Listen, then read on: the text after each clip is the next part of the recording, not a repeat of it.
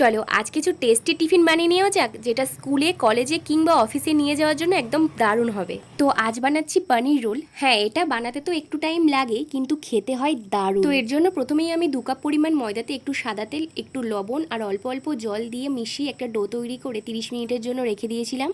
এরপর আমি 200 গ্রাম পনিরকে ভালোভাবে টুকরো টুকরো করে কিউব আকারে কেটে নিয়েছি। তোমরা চাইলে এর থেকে কমও নিতে পারো, এর থেকে বেশিও নিতে পারো। এখন একটা মশলা তৈরি করে নিতে হবে। তো এর জন্য প্রথমেই কিছুটা টক দই নিয়ে ওর মধ্যে রসুন বাটা, আদা বাটা, হলুদ গুঁড়ো, লঙ্কার গুঁড়ো, জিরের গুঁড়ো, ধনের গুঁড়ো, কিছুটা গরম মশলার গুঁড়ো, অল্প একটু চিনি আর পরিমাণ মতো নুন আর লেবুর রস দিয়ে ভালোভাবে মিশিয়ে ওর মধ্যে পনিরগুলো দিয়ে সেটাকেও ভালোভাবে মিশিয়ে 15 মিনিটের জন্য ঢাকা দিয়ে রেখে দিতে হবে। এখন একটা ক্যাপসিকাম, পেঁয়াজ, টমেটো আর লঙ্কা কেটে নিয়েছি। এই সবগুলোকে একসঙ্গে কেটে নেওয়ার পর একটা কড়াইয়ে তেল গরম করে সেই পনিরগুলোকে দিয়ে ভালোভাবে নাড়াচাড়া করে নিতে হবে। এরপর মশলাগুলোর সাথে পনিরগুলোকে একটু কষানোর পর তেলটা ছেড়ে আসলে ওর মধ্যে কুচানো ক্যাপসিকাম, টমেটো, লঙ্কা আর পেঁয়াজটা দিয়ে ভালোভাবে নাড়াচাড়া করে নিতে হবে।